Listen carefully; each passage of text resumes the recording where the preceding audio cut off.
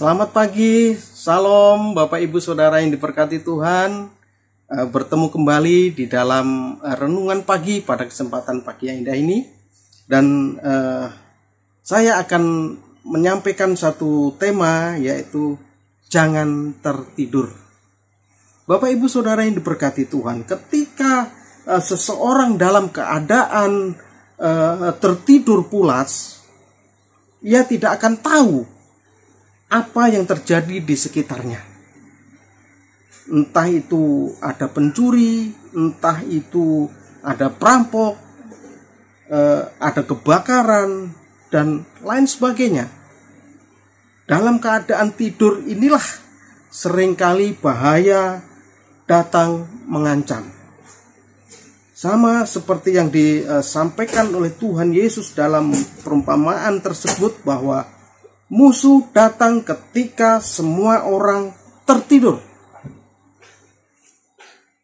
Oleh sebab itu, firman-Nya dengan tegas mengingatkan pada kita bahwa bangunlah, hai kamu yang tidur, dan bangkitlah dari antara orang mati.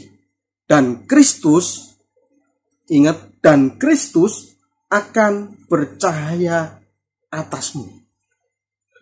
Di dalam Efesus 5 ayat 14. Bapak Ibu Saudara yang diberkati Tuhan.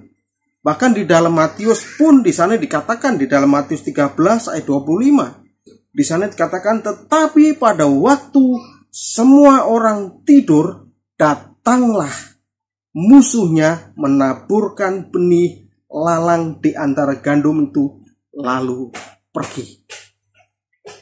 Bapak Ibu Saudara yang diberkati Tuhan. Hari-hari ini banyak anak-anak Tuhan yang katanya anak-anak Tuhan mengalami tidur rohani. Kenapa saya katakan begitu? Karena hari-hari ini banyak orang yang jenuh, Bapak Ibu Saudara. Banyak orang yang jenuh dengan kondisi PPKM yang berjilid-jilid ini. Seolah-olah segala sesuatu dibatasin. Sehingga apa, Bapak Ibu Saudara? Yang ada di dalam benaknya hanyalah hal-hal dunia. Tidak memikirkan hal-hal kerohaniannya. Kenapa? Karena rohaninya udah tertidur, Bapak Ibu Saudara. Dan kalau kita tertidur dengan kita tidak bangun-bangun gitu, dalam kata lain seperti itu, maka musuh akan menaburkan benih ilalang itu. Benih ilalang apa, Saudara? Benih ilalang ini adalah sesuatu dosa, Bapak Ibu Saudara. Jadi dia membiarkan benih dosa itu tertabur di dalam hati kita, sehingga apa, Bapak Ibu Saudara? Benih ilalang itu akan tumbuh subur di dalam diri kita. Dan akhirnya benih itu akan mengontrol kehidupan kita jauh kepada Tuhan, meninggalkan Tuhan. Kenapa? Dia tertidur. Rohaninya tertidur. Karena memikirkan hal-hal dunia ini. Sudah tidak bisa kemana-mana. Harus mau pergi ke mall aja nggak bisa. Mau beli makan di restoran nggak bisa. Karena harus bungkus. Nggak bisa, Saudara. Mau ketemu sama teman kongko-kongko udah nggak bisa lagi. Banyak duit juga percuma, Saudara, nggak bisa kemana-mana.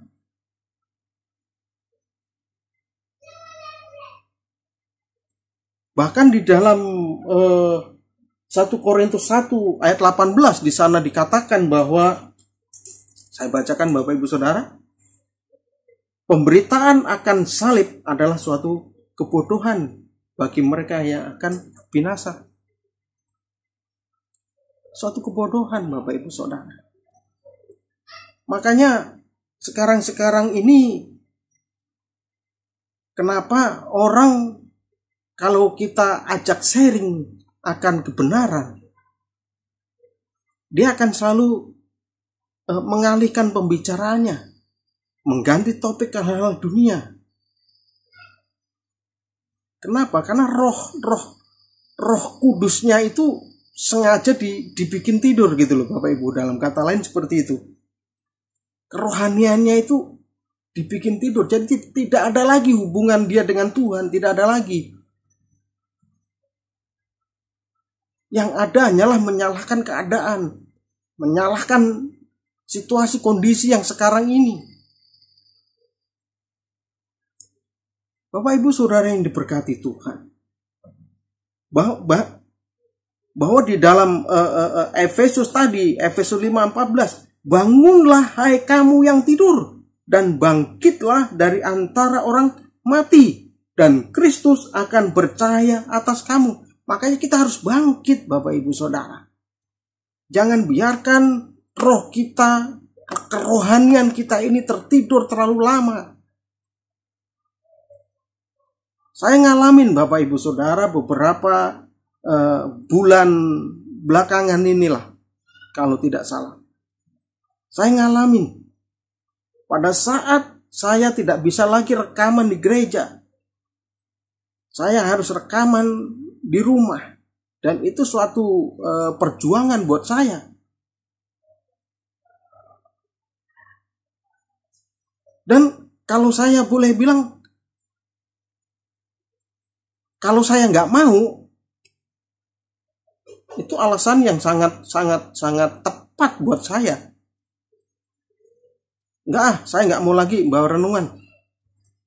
Karena situasi kondisi saya seperti ini. Toh mereka juga tahu. Kalau saya seperti itu Bapak Ibu Saudara, berarti saya membiarkan roh saya tertidur. Membiarkan roh saya tertidur Bapak Ibu Saudara. Tapi saya tidak mau. Saya cuma berdoa, Tuhan tolong saya. Inilah keadaan saya. Saya tidak mau roh saya ini tertidur. Tolong Tuhan. Tolong saya. Dengan caramu. Banyak keterbatasan saudara. Yang tadinya saya rekaman dengan pakai bangku. Saya atur segala macam cara, saya atur pokoknya supaya istri saya tidak megangin kameranya dan lain sebagainya, kan capek megangin terus saudara. Jadi saya harus taruh di bangku, segala macam saya atur. Tetapi Tuhan baik. Tuhan tahu apa yang menjadi kebutuhan saya dan juga kerinduan saya untuk tidak berhenti untuk menyampaikan kebenaran ini.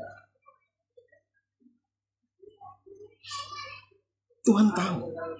Akhirnya Tuhan utus seorang anak muda yang luar biasa. Tiba-tiba, Mas, ini buat sampean. Saya bilang, apa ini? Buka aja. Pokoknya buat sampean. Untuk pelayanan. Begitu saya buka, wah, tripod saudara. Luar biasa. Luar biasa. Saya bilang, Tuhan terima kasih.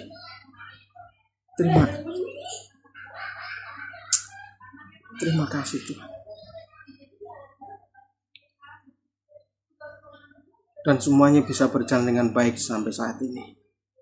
Walaupun hasil rekaman ini tidak sempurna karena tempat kami ini sangat ramai.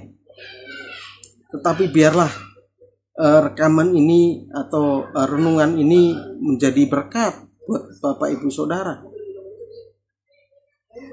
Paling tidak mengingatkan Bapak Ibu Saudara semua, jangan sampai dibiarkan tertidur kerohanian kita ini, roh kita ini.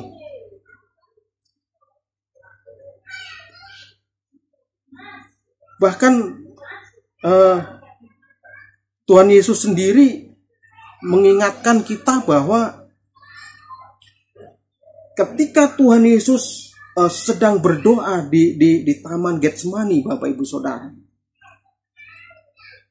dan saat itu murid-muridnya juga sedang bersama-sama dengan dia,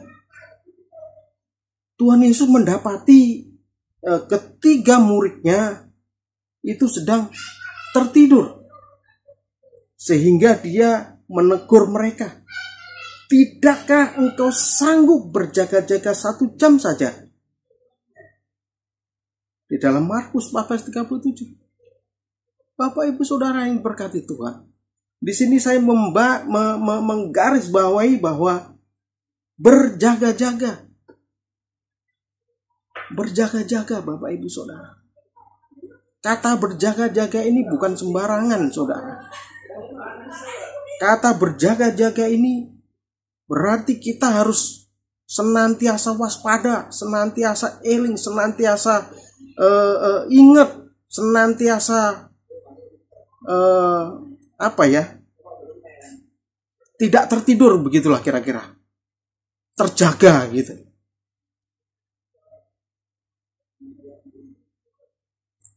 Karena kalau kita tertidur, Bapak Ibu Saudara, Yesus tidak akan bisa bercahaya di dalam kehidupan kita.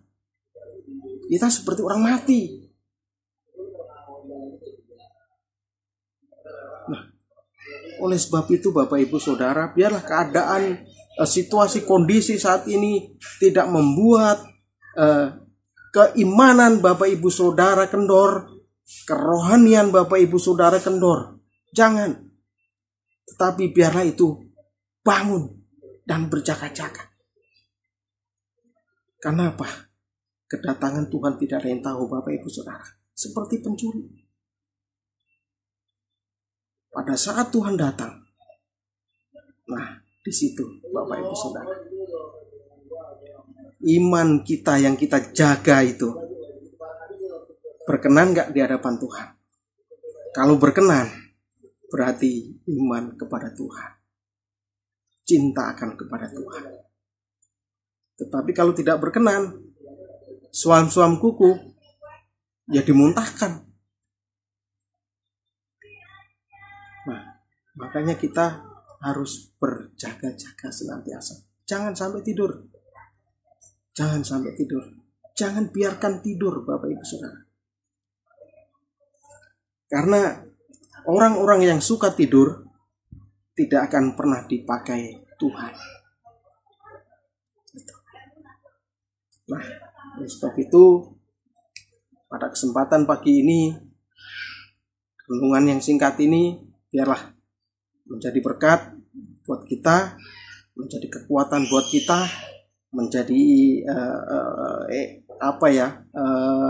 semangat buat kita untuk terus bangun, untuk terus berjaga-jaga, karena kedatangan Tuhan sangat dekat.